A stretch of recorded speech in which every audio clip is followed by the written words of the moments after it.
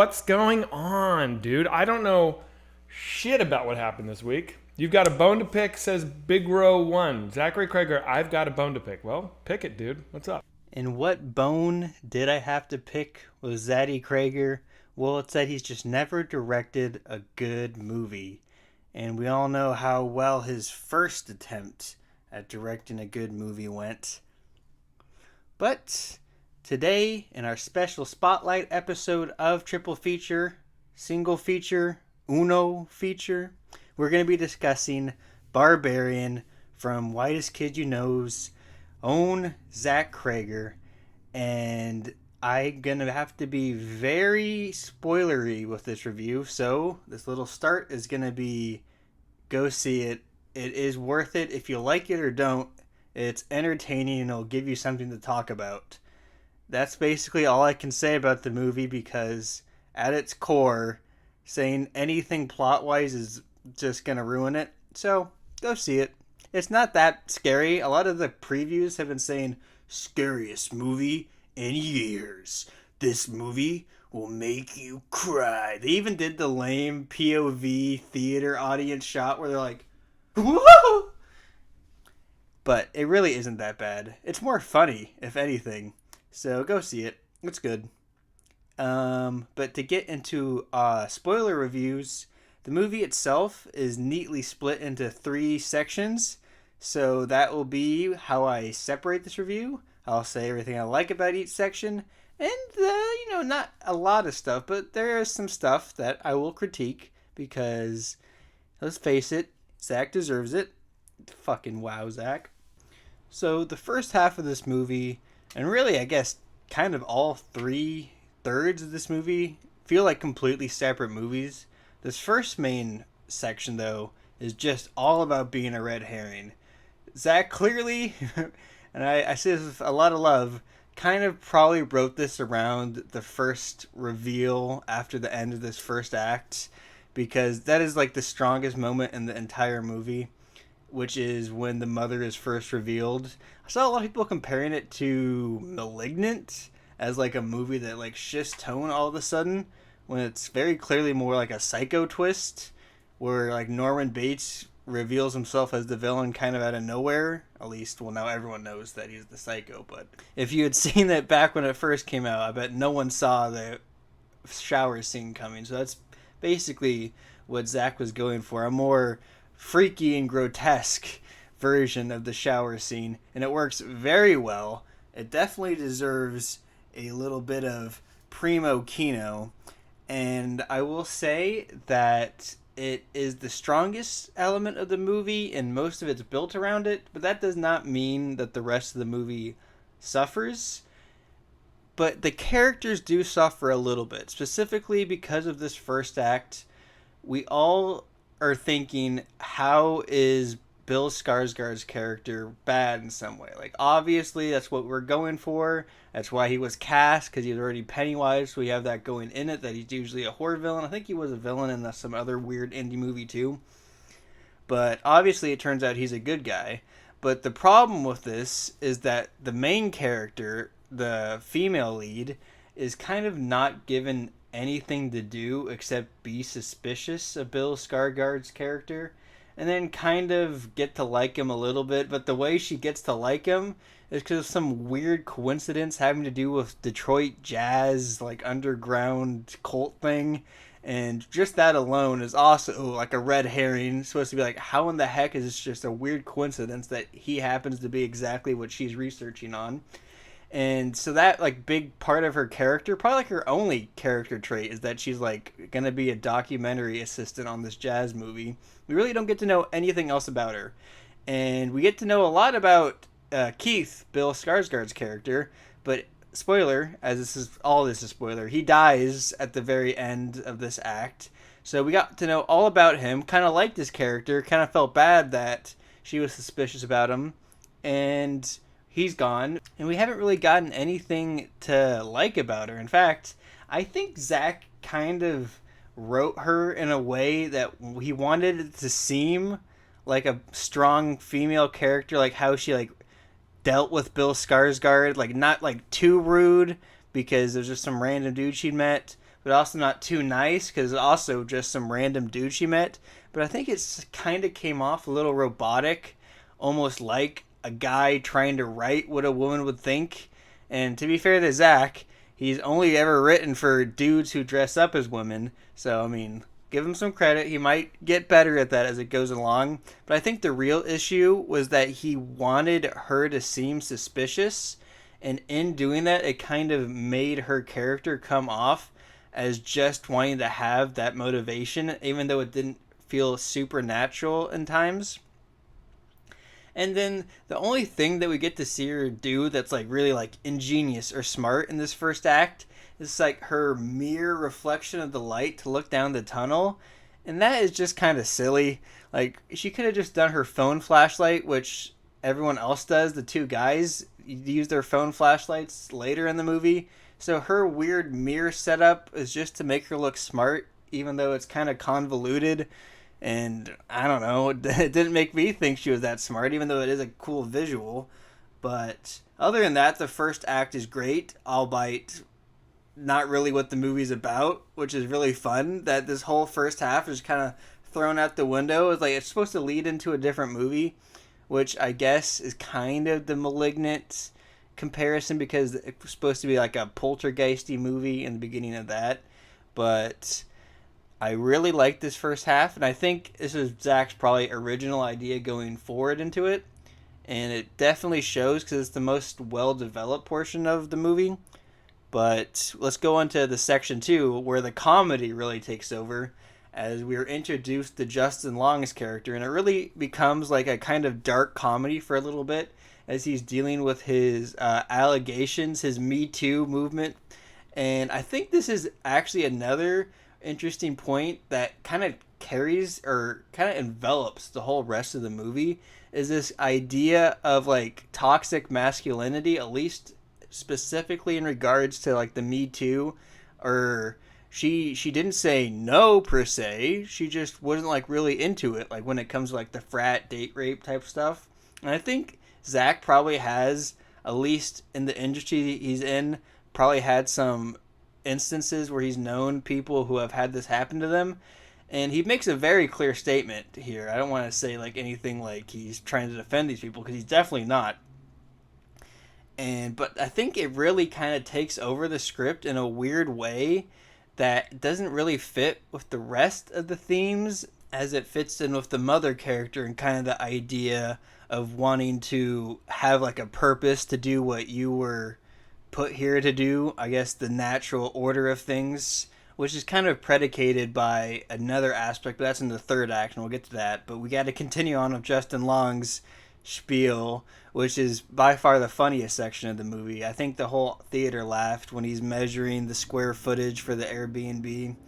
And we also get a fun cameo from, I guess he's coming out as LGBT, because Zach Cregger himself is in the movie, and which is really funny because he plays a character who's kind of like really wants to know about Justin Long's accusations. Like, well, did you rape her, man? Well, did she like say no? So he's like basically putting himself into the movie as like what he wants the audience to know, that he's like, I'm against this. He like really wants to make it clear what his message about the Me Too movement is, which is funny because having listened to him a lot on his Twitch stream over the past 2 years, you can tell he's definitely very passionate about this. And he even told this hilarious story about his old agent who did get Me Too. They stole it. Those motherfuckers, they stole it. So he definitely has passionate ideas and feelings about the whole thing, and they really kind of seep into this movie. And, you know, it doesn't, like, completely derail it, but it kind of feels out of place to a degree. But overall, this whole second section is great, and it also ends with a big jarring moment as we learn that the mother character, who we only saw for like a split second in the first half, or first third, is actually wanting to baby and raise the captives as her kids, being Justin Long and the female character, the female lead. And see how I don't even remember her name? She's really forgettable, Zach. Come on. Could have done better with that. But So then we have our third section of the movie, which starts with a flashback. A flashback of a Detroit suburban town in the 70s, I believe, that is built in Bulgaria, because this movie was filmed in Bulgaria. If it wasn't obvious that it was not actually Detroit, they filmed a little bit of the like B-roll and exterior stuff, like when you drive past like the shithole houses. That's actually Detroit, but like the flashbacks and a lot of the action shots, like on the water tower, were in Bulgaria. So a little fun fact for you. And so we start off with the flashback, very fun, not super necessary. Kind of feels like a cold open to a Criminal Minds episode, but that's all right. We get the context of what's going on because, I do like a horror movie that isn't like too vague. Like we do understand what's going on in this movie. There isn't like any like weird, mysterious loose threads, other than the fact that inbreeding creates like a superhuman monster, which has kind of just become a trope in horror movies and sci-fi in general, where like inbreeding for some reason creates like superhuman strength Hulk-like characters. I don't think that would actually happen in real life because all the genetic diseases will probably get to you first. But continuing on after the flashback, we get the third and final act, which is pretty much a straightforward horror movie where Justin Long and our female lead have to band together to defeat the mother. And we get some interesting moments throughout here, like the interaction with the cops as our female lead does everything what the audience would be yelling at the TV or the film screen to do: call the cops, get them to help. And Zach, being a diehard libtard, jeez, Sleepy Joe much? Has the cops be completely useless, not helpful at all, which is amazing. I love that. It was really great. And we also get Justin Long's interaction with the now decrepit aged serial killer. And this section of the movie is clearly just trying to show how hypocritical these like frat rape type of dudes are when he like sees like these horrific videos that the old creepy rapist had filmed and is like completely disgusted by him, when Zach wants us to go, but you did the same thing. A little on the nose, but like I said, Zach clearly has some strong feelings about this, so I'll let it slip past, even though it's not the most subtle thing of all. And then we get Exposition Hobo, which is very interesting, a character that I feel like was written in just so we could have exposition given to the characters. It doesn't really help them at all. They don't really learn much from it. And Exposition Hobo dies in a way that's like straight out of a White as Kid You Know skit, where he's like, yeah, that mother, she don't ever come around here though. Now I've been living in this part for I don't know how many years, but she never ever comes around here. Y'all are safe because she's never ever gonna come, and boom, she comes in and kills him. It's like, all right, okay. All right, Zach, that's nice. That's funny. Yeah. It is nice though when she rips his arm off and like whacks him with it. But then we get into the final climax of the movie, which is by far the sloppiest portion of the movie. And I say that in that it really feels like it was probably rewritten a lot. Maybe because of budgetary things. Like, I don't think Zach always envisioned it happening on some Bulgarian water tower. I think like the situation they were in and the resources they had are what led to this ending, because it kind of feels a little jolted, especially in the way that we get to the climatic moment, which I think Zach probably did always envision having the mother save our female lead in some way. But the way it happens is kind of silly, as Justin Long just pulls the ultimate heel moment where we really get to see Zach say, yeah, see that? These Me Too guys are assholes, as he throws her off the water tower. And then we get like the second most laugh out loud moment, which I do have to assume Zach did want this to be a laugh out loud moment, as the giant horrific gangly mother jumps off the water tower to save our female lead. And it is a great moment, and it does actually work in making us feel something for the mother, very sympathetic wise. As we had learned earlier, I mentioned this when I was talking about the second act, but her motherly instincts are mainly brought about because of this random VHS tape that the dad bought because he was like forced upon him way back in the flashback, and it's basically all this woman's ever seen is this video telling her how you have to care for your child, is what you're meant to do, blah blah blah. But there's some sort of theme there. I mean, Zach has daddy issues that he's talked about a lot. I don't know about mommy issues, but I mean, maybe he does after seeing this. And so that's basically the whole motivation of the villain, who, as we see, isn't really villainous, just put in a horrible situation due to inbreeding and captivity. And so when at the very end, we get the moment where she wants to take our main female lead back to, like, be her child, and our main girl has to go, yeah, no, and then shoots her in the face. Quick cut to credits. It's a very actually kind of somber moment. Also a bit silly just because of the outrageousness of the whole situation and the fact Justin Long just had his head squished. So overall, the ending definitely hit the notes Zach wanted to. A little sloppy in how it got there, but overall, this movie was really good. The main character falls a little flat, and the ending's a bit jumbled. Exposition hobo feels like an exposition hobo. But other than that, the pacing, the red herring in the beginning, the comedy, and even the on-the-nose date rape Me Too stuff all works. Justin Long really does steal the show as the sleazy Hollywood guy.